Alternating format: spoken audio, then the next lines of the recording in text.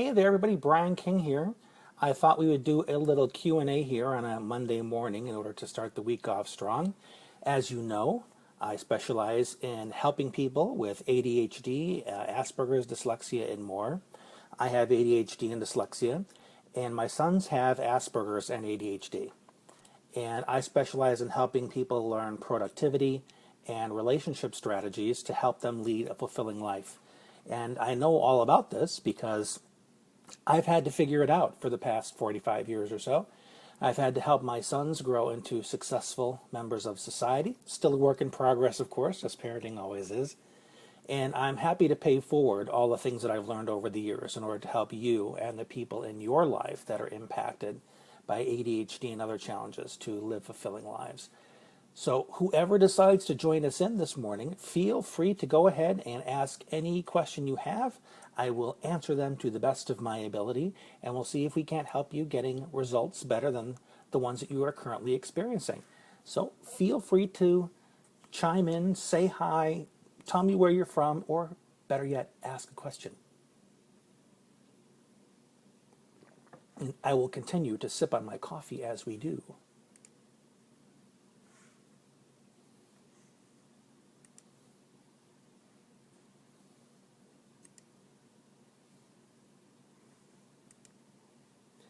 Just sharing, going onto my Facebook page here. I'm sharing this video feed other places to see if other folks want to jump in and join us. Because as the saying goes, the more the merrier, right? Hey, I see that Brenda is there. Hey, Brenda, feel free to ask me some questions.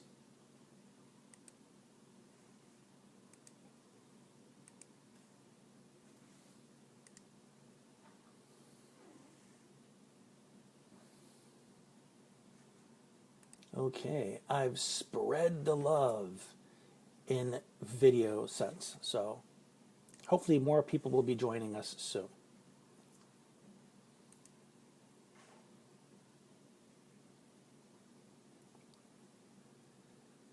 All right, well, until the questions start coming in, I'm going to address something that I've been seeing happening a lot lately, especially on the Facebook feed, and this is not uncommon as we get closer to the beginning of the school year.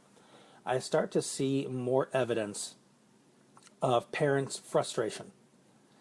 You see posts about how much they dread that school is coming. They are not looking forward to the power struggles that they have with their kids around getting organized, getting ready for school, getting to the bus, doing homework. And one thing that's unfortunate is that the parents who've been doing this many years think that this is pretty much their existence.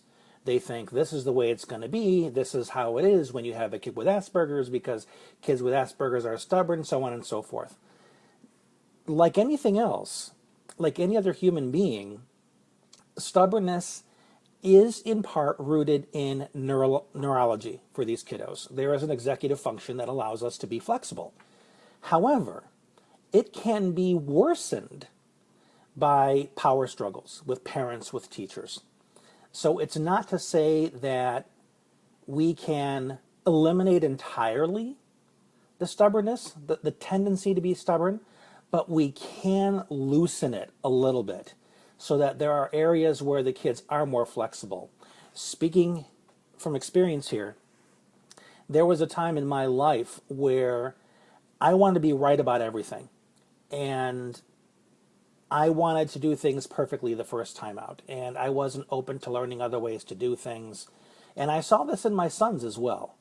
And I spent a lot of time teaching them how to be flexible. And I'm not pretending for 1 second that any of this is easy, because you as a parent, as a teacher, need to learn a different mindset around how to work with these kids in order for you to be able to depersonalize all the pushback you get. You know, when they start saying, you're a lousy teacher, I hate you, or you're the worst mom in the world, you need to be able to see that for what it is. It's fear.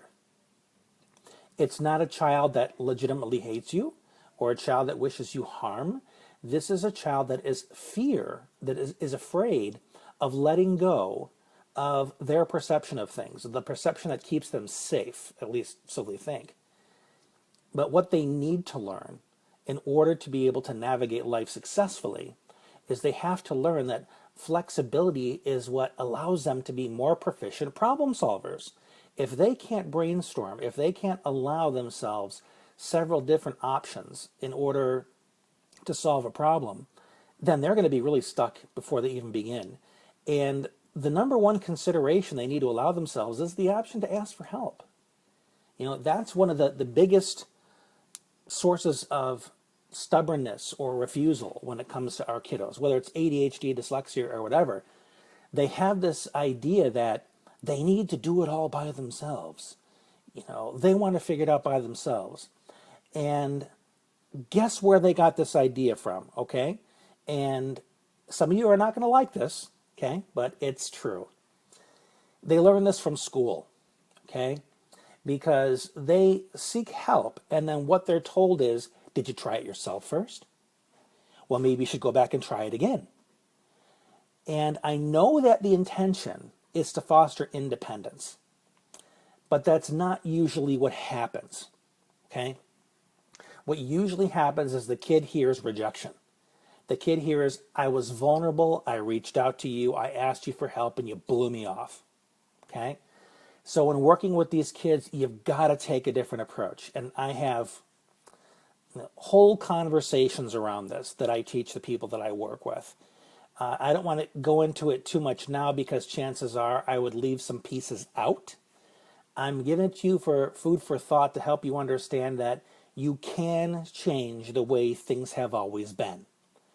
There's a saying out there in my profession that the past does not equal the future. Just because you've been having power struggles all these years doesn't mean that you're destined to have them for the rest of your life. All it means is you've been doing the same stuff you've always done and you're getting the same crappy results. And there's a reason for that, because you're being consistent. You and your child know this game. They know this power struggle. They know the script. And as long as you keep bumping heads the same old way, you're going to continue to have these frustrations. But it doesn't have to be that way. Jessica, thank you for chiming in. She said, I was seeing this all the time when my oldest was struggling in public school. His best teachers were the ones who allowed him to reach out for help and helped him from the start. Amen, Jessica. It's so wonderful that he had that.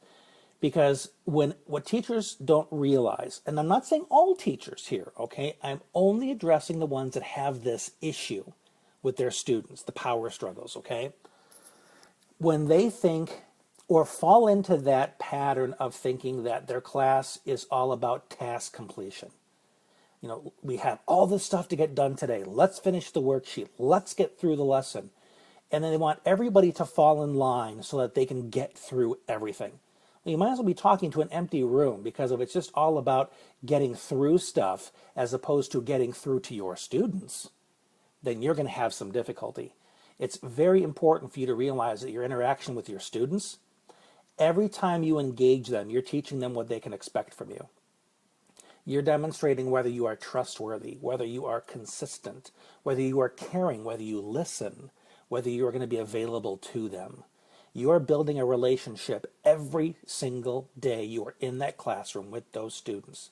And sometimes you're going to screw up. Why? Because you're human. You're going to have an off day. You're going to snap at a student. Somebody that you previously had a very good relationship with, and the student might be a little afraid of you. Guess what? You can smooth that over. You can grab the child on the way to recess or right after lunch, and you can apologize. And you can say, hey, I know I wasn't at my best this morning. I know that I treated you in a way that you didn't deserve to be treated. Are you comfortable with us starting over? That can go a long way.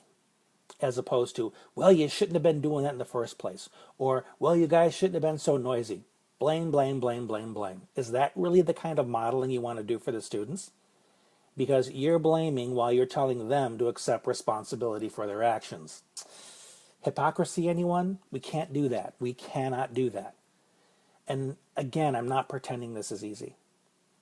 But I can tell you that you can learn the beliefs that support the new behavior. So we're not asking you in any way to pretend to be somebody you're not.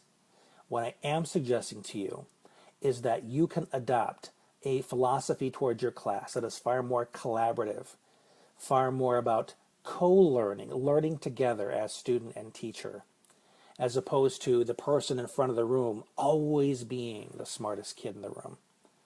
Because a lot of our kiddos, they really struggle with feeling stupid. And again, I can speak from experience here. My ADHD and dyslexia wasn't diagnosed until I was, early 40s. And I struggled through school.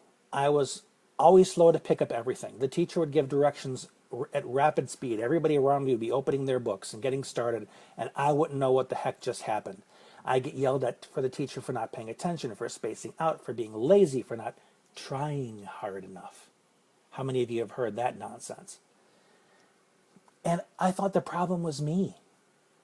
Teachers would stay with me after class and try to give me instruction, and I'd still look like a deer in the headlights. I had so much difficulty, and for the longest time, I thought I was stupid. I thought I was inconveniencing my teacher. I thought I was inconveniencing the class, because back then, I think maybe they knew about dyslexia, but they didn't know about the rest of the stuff. And nobody really helped me, academically speaking. There were people that cheered me on, helped me believe that I was more, that I was still worth something, even though I was being treated so poorly. And it was only through my own determination, my own stubbornness to succeed. See, that's one way that stubbornness can work for you in terms of perseverance, being unwilling to settle. But within that stubbornness, I also had the belief that I was going to do whatever it took to succeed. And if that meant asking 100 people until one of them gave me what I was looking for, that's what I did. So that's one of the ways stubbornness can be channeled into something useful, as opposed to just throwing up more blocks around you. Because there are a lot of us in this world, maybe we have labels, maybe we don't, that have a much more creative approach to life. We are creative problem solvers. We're not going to go in a linear fashion. We're not going to complete things step 1, step 2, step 3, and so on. We're going to do things in much more of a maze than a straight line. And you know what? We're going to get creative results that nobody ever thought of because we took a different journey. And our kids need opportunities to do this. They need to be rewarded for their creative minds. And if it doesn't happen in the classroom, it has to happen at home. That's the only other place the kids have. But instead, one of the things that happens is we end up bringing the power struggle home. Your teacher says this is important. Your teacher says this needs to be done by tomorrow. Let's do it the way the teacher said. And sometimes we need to find a happy medium. There were times where I went to IEP meetings with some of my clients, and I advocated for things like this. One of the big things in math is show your work, even though the kids get the right answer. Okay? Well, maybe we need to do some research on other ways to solve the problem. I know what the curriculum says. I know what the district is mandating. But fortunately, when it comes to IEPs, we can negotiate a little flexibility in here. Because this is something I wanted to do a video on, and it seems really fit here. When you see a child that's very resistant to things, okay, there are two main areas where our kids are resistant. They are resistant in terms of the outcome, or they are resistant in terms of the process, okay? So let's say, hey, it's time to get ready and go to school, and they fight you on it. But you told me you like school. What's the problem? Well, maybe the problem is the process. Maybe because of their executive functioning challenges, getting ready for school is really hard. So it isn't that they dislike school, they are resisting the process. That is process resistance. Does that make sense? Or they like the idea of being in the bathtub. They relax. But when they want to get out, they don't want to get out. Okay? Well, wait a minute. How can you... this is part of taking a bath. What's the issue? Well, maybe the towel is the issue. Some of these towels feel like sandpaper. So being in the bathtub is very relaxing. Nice hot water. But the idea of rubbing sandpaper over your body is not too appealing. So that's outcome resistance. Okay, the end point is what they're resisting. So when you see those specific areas of resistance, either process or outcome, look at it and ask yourself, what might there be within this request of mine that my child is perceiving pain? They're seeing something about this is going to hurt me and I don't want it. And you need to work with your child to figure out what that is. You can walk step by step through the process and ask, is anything about this step cause you a difficulty? How about the next step? Does that cause you difficulty?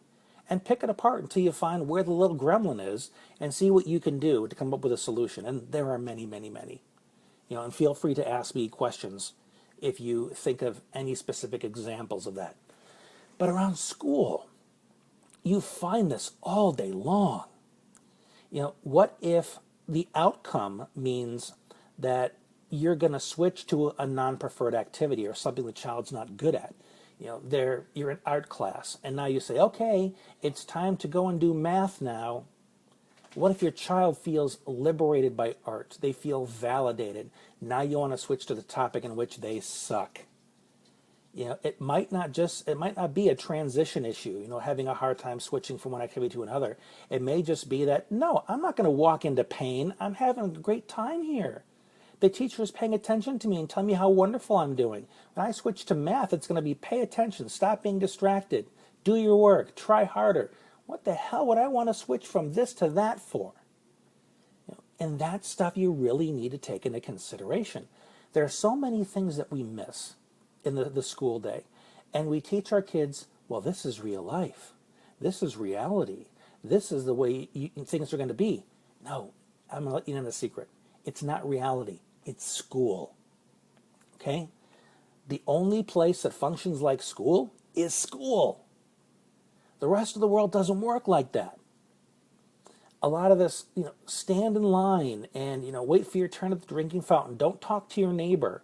Yeah, there are some corporate settings where that works. And the collaboration, a little bit. But in terms of the socialization part, holy cow. If you want to learn how to socialize incorrectly, learn it from your peers, especially in K through 12. With all the backstabbing and the gossip and the rumor mill and everything. And that only goes over into adulthood when you've got crappy leadership. Okay? When there are leaders in a business environment, I guarantee you that stuff doesn't happen. I worked for a business one time where the supervisor had zero tolerance for talking behind people's backs and stuff like that. If he heard it, he brought the hammer down. He would always say, we are a team. We need to have each other's back. If you have an issue with a person, talk to the person. Don't you dare talk about them. And man, he meant it. And that's the kind of leadership I'm talking about. You can have a zero tolerance of bullying in your classroom. I was just talking to my wife yesterday because we went to grade school together. Catholic grade school, no less, for grades 1 through 6. And our 5th grade teacher was the one class where I had the least amount of bullying. And you know why? Because that teacher didn't take any crap. She ruled her classroom so strictly. I mean, I'd say she got, compliance because of a little fear, but also because when she stood in front of that room, you realized that she was serious about her job, she was serious about your success, and she would support you as long as you did what you needed to do. And yeah, I was scared of her a little bit, but I also felt safer in her classroom because I knew that if the bullies were afraid of her, chances are they were going to leave me alone. Sue said something else here. She said, I gave up on making my boys wear weather-appropriate clothes. Oh, that's a perfect example. My oldest boy does not like to wear winter coats. He would go out in the dead of winter because he says, well, I'm not going to be outside that long. He'd walk from the porch to the bus and from the bus to the school. And then there would be the occasional fire drill where he would have to go outside without his winter coat and he'd be freezing his butt off, and then we'd have a talk about that. And my younger two can't stand jeans. It's sweatpants. It's athletic shorts. It's things that are loose and soft. And, their wardrobe pretty much consists of sweatpants, wearing their pajamas when we're not going anywhere because they have sensory sensitivities in terms of the skin. And you know what? Who cares? I see billionaires walking around with sweatshirts on and sweatpants or jeans if it works for them. And the reality is, and I've got no proof of this. This is just my educated experience, that a lot of these people that dress this way always have. It's not that one day they became a billionaire and said, "Oh man, thank God I can give all those suits to Goodwill now." They've always dressed this way. They've always gone to the beat of their own drummer, and they created a path of success for themselves that allowed them to be themselves. That's what I've done. I've been self-employed for the past 10 years. I'm sitting here in sweatpants and a t-shirt, and I'm giving suggestions that hopefully are going to be helpful for a lot of people. And yeah, there was a time I worked in the private sector where I had to wear polos and very uncomfortable dress pants, those slacks that are really rough. And people would tell me, "Oh yeah, well they make real soft, really comfortable dress pants." Yeah, for $100 a pair. When you're working at a social worker, you can't afford that. You got to afford the low price stuff off the rack. Okay, so let's be a little realistic here.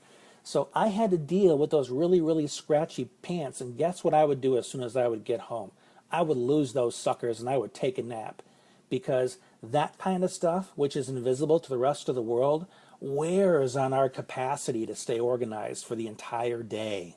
And by the end of the day, we are trashed and we're not able to be available for anything else.